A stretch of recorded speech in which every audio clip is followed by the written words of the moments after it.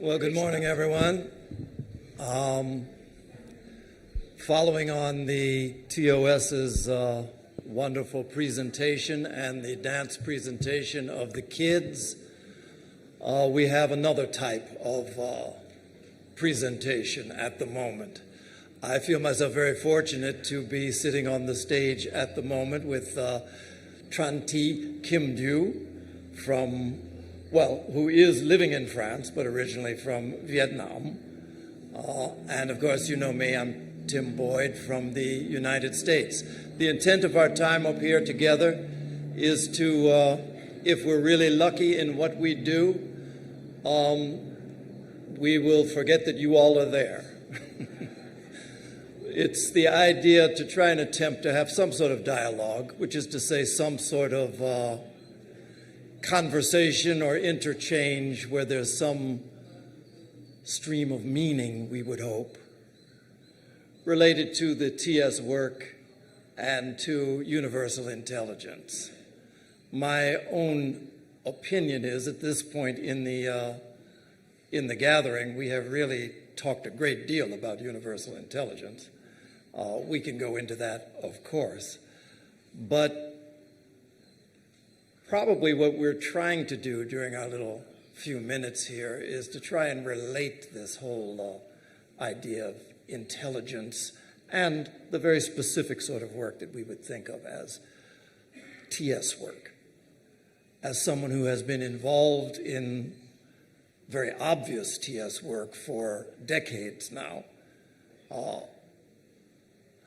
you would have something to say. I, like you, have been at it for a while, but maybe, just a little bit about what you might think about what is TS work. Well, first of all, I am very honored to have this dialogue with you. And it is not this life that we have met together, I'm sure, somewhere, certainly not in India, and perhaps also in India. But anyhow, we have been looking at the same direction for many lives. And it is the current of the karma led us to meet together and working together, looking at the same direction. I have been thinking about the theme because starting at the beginning, I said, wow, universal intelligence in the dialogue, we should have it 1 hour and a half. And then reading through again, I said, no, it is theosophical work, universal intelligence. It make it shorter. Mm-hmm. So we try to make it in half an hour, if we could. Well, if we run over, then the Indian convention can be canceled. It's a democracy. I ask for a vote. I'm the president. Okay, so then, giving some thought to it, I see that certainly our theme of the convention is universal intelligence. It is the main point. Because without intelligence, many things can work. But how do them work? Now, looking at the theosophical work, I have far away in the horizon a kind of 3 points. This is the work, how we do the work, and inside us, the mind state when we do the work. And probably the third point is the most important, because of course, would we say, if we say the work is essential, of course everyone would agree. Otherwise, there's no TS, no service, etc. How we do the work is important because how we do it related with the others, because usually we work in a team, meaning there should be, first of all, respect towards the others, their point of view, etc. But more than that, I place esteem above respect, because why I address you at the opening, esteemed president and not respected president, because we respect the plant. We respect everything on earth. We respect our distinguished colleagues. But out of the work together, we can build up this atmosphere, which I name esteem. So how we do the work is important. And then behind how we do the work, it is the mind, state of the mind, the state of consciousness, which is always accompany us when we do the work. And this is essential because this will define our future. This is what I would like to put now so that we could discuss it. And you can input also so that we could develop it if we have time. I think when you started off, you said something very important that's often forgotten by me also. This idea that this kind of interchange, this kind of working together is not happening for the first time between us.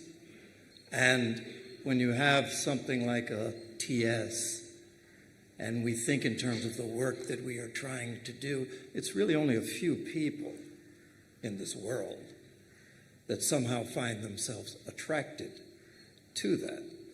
And it's also something where it does seem as if, as you become more and more deeply involved in this, it is in fact the case that you feel some affinity, that this is not the first time that we have been on this road together. And I think that's an important sort of thing to remember. Over time, each one of us, I become more and more convinced as time goes on, that probably, I find myself, I think, saying it a lot, that the work that we're involved in, it is involved with deep thought, it's involved with universal principles, but the work cannot occur.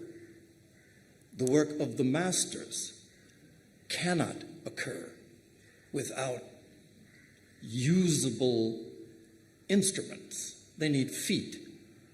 They need hands. They need a theosophical society. They need us in order for their work to take place. So, as you say, what is it that I'm bringing? You know, there is this, I mean, we can say universal intelligence. There is this intelligence everywhere that's trying to find expression.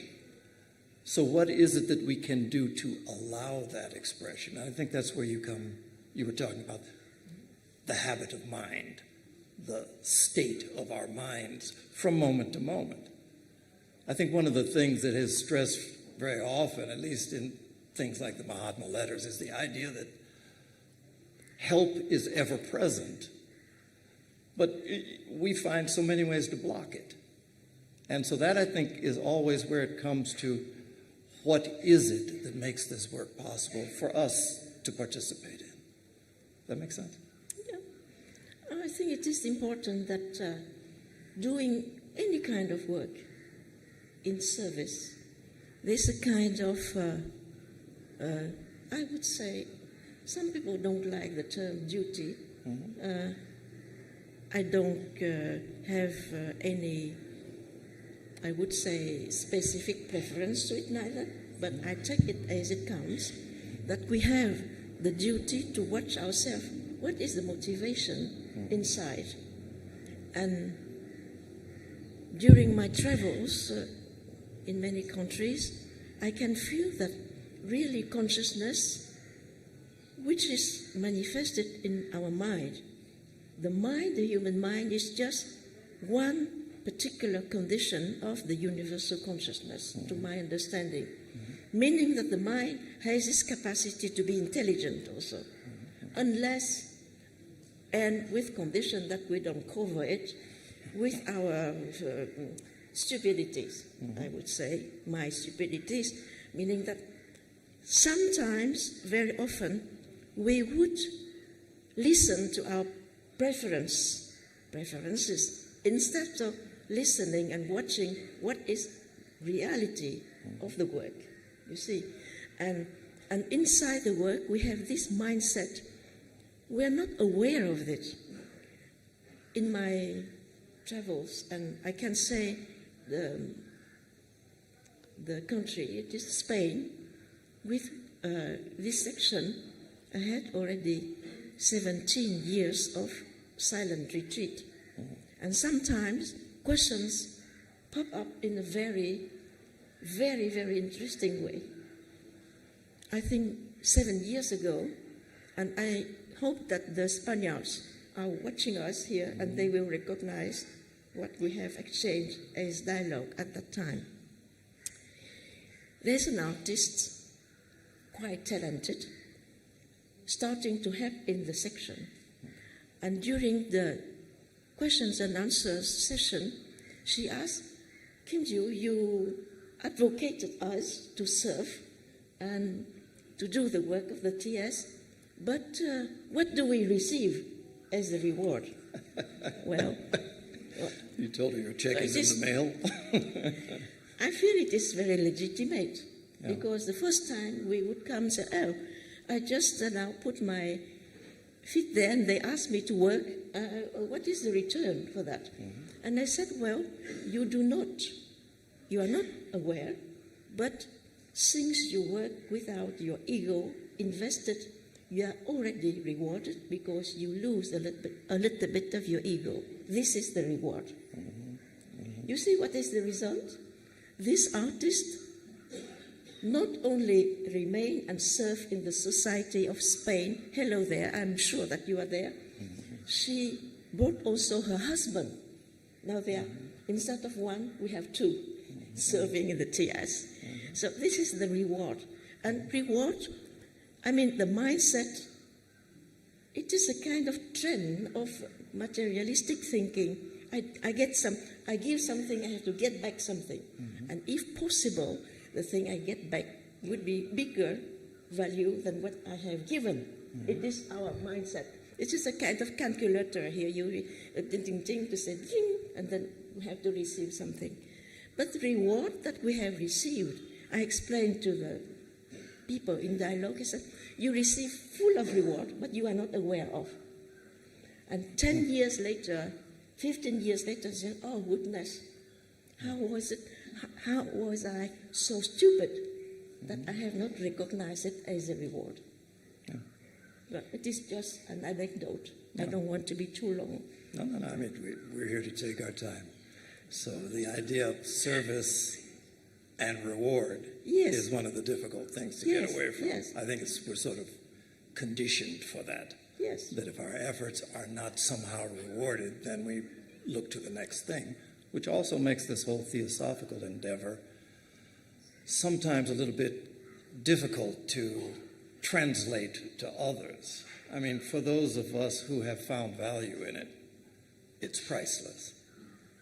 The idea that there is something really profound within us that can be revealed is something that we become more and more aware with over time. And it does seem that factor of time necessarily plays into this, because I know if I look at myself from my beginnings with this Theosophical Association, 19 years old, I became aware of this. It had suddenly, really based on an experience, it just broke through as the priority. Yes. At that time, I didn't think of it or know as theosophy per se, but the clarity of the what we are missing out on by our kind of sleepwalking from day to day is one of those things that when it dawns on us, then is when this theosophical experiment starts to take on a deep value, it seems. But prior to that, one of the challenges, it seems, for this theosophical work is this society exists for humanity, but humanity in its majority is uninterested in what this society has to offer. And so to a certain extent, that could be seen as a frustration, perhaps, or it could be seen in another way. I mean, one of the things that is the condition of my position, which is to say as the president of this organization, you look and you try to see, how it is that we're touching people. Yes. What are the means by which? And if I'm perfectly honest, my association with the Theosophical Society, I wouldn't be here if it was something that had to come through a lecture and a lodge. I wouldn't be. After I came to this, I found the value of that. But I think this has been one of the ways that my own thinking has altered over time, which is this idea that there is such a thing as the theosophical work, and there is such a thing as other work. This whole separative mentality, that it is not theosophy unless it has at least some mention of H.P. Blavatsky and, a sufficient amount of words with enough syllables. That then it doesn't necessarily qualify. But I found that to be something that is a limitation. I mean, even during the course of this convention, we had an evening where they had that street play. Very good. Music, art. Everybody's not tuned to get it the way that we have been requiring that it be accepted. So it makes me think, what is it? How is it that we can tune ourselves to adapt to this world? And I'm just wondering if you have any thoughts about that. It is very noble of you to try to tune yourself with perhaps the majority consciousness of the majority. We have also, in our role, first we have the duty to be conscious of what is the need of the surrounding. Humans first, of course, because they are the leaders of the stream of evolution. I think that we have also this obligation to show them that is something much more valuable in life than just to enjoy life. Of course, life is really enjoyable if we have the capacity to be happy without condition. As the other day, I entrusted you the confidence that my grandmother said, don't have any ambition, just be happy and without condition. And this is very, very difficult, because when you feel happy, there's something happened to you already. Oh, so next time, if I have this, I will be happy. No. And I don't think that Venerable would not, if I say something wrong, please correct me. In the Buddhist tradition of meditation, there are steps of things. First, you start to think about this, about the subject. Second, you dive into it a little bit more. And in diving, we find out a kind of happiness, of satisfaction, of understanding something. And then at the fourth stage, it is to be happy without being conditioned, formatted for how to be happy. It is just without condition. And this is the fourth step. And then at the end, not the end, the temporary end, there is a state of mind which is called one-pointedness, meaning that we don't think about happiness, we don't think about conditions, but the way it goes as life and the consciousness of life, which is happy without saying I am happy, because there is no ego there to say I am happy. And I found that your concern, how to really touch the heart of people, this is very noble, and I'm looking at the same direction to them. Instead, when I'm sharing my understanding, I use very little quotations, because a quotation, note, and then they will rush up in the hundreds and thousands of books in the library to find out the quote.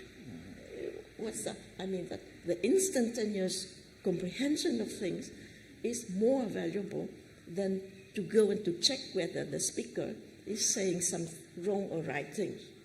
And sometimes they can come back and say, oh, Kim-Dieu, what you said the other day, it is not like that. I said, well, you are right, certainly. You check by yourself. Be a lamb for yourself.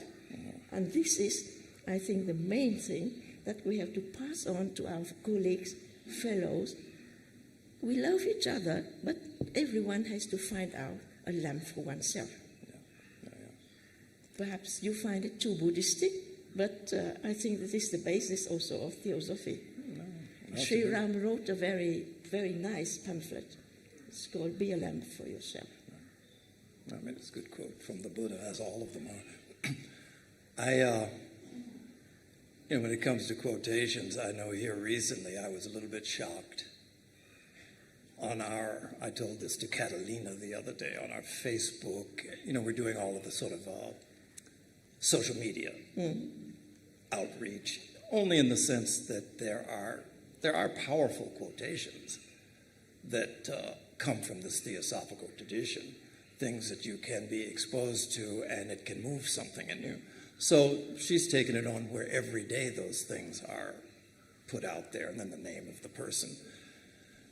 Not too long ago, I found myself reading one of these quotations, and as I read it, I read and I said, I agree with every word this person said. And then when I looked to the bottom, the name of the quote person was me.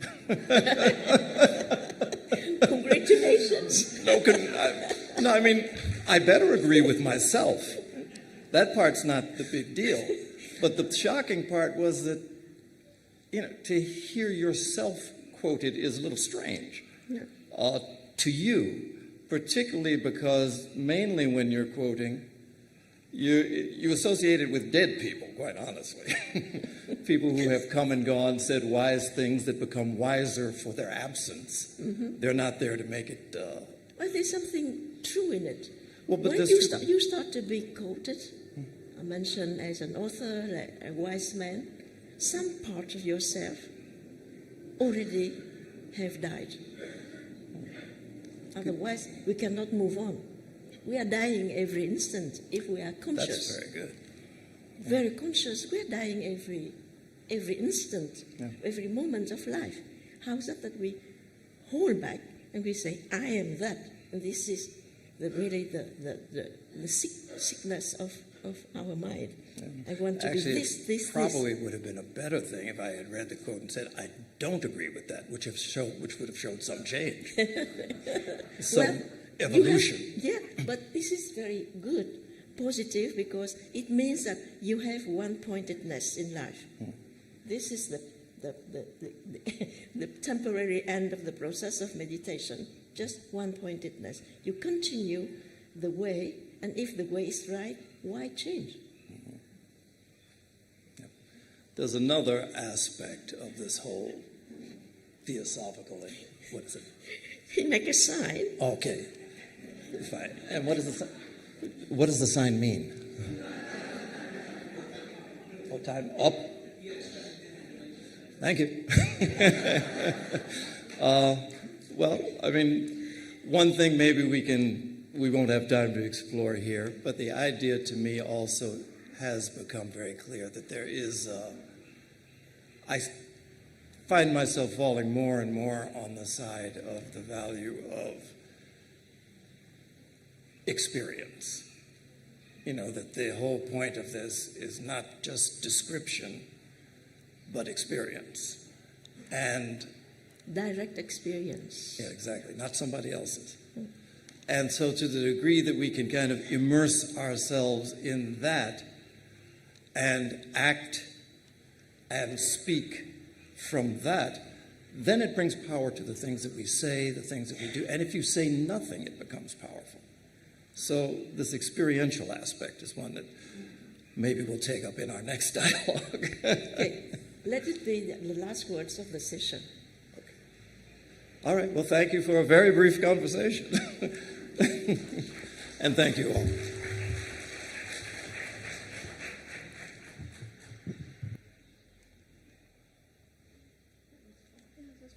That's fine.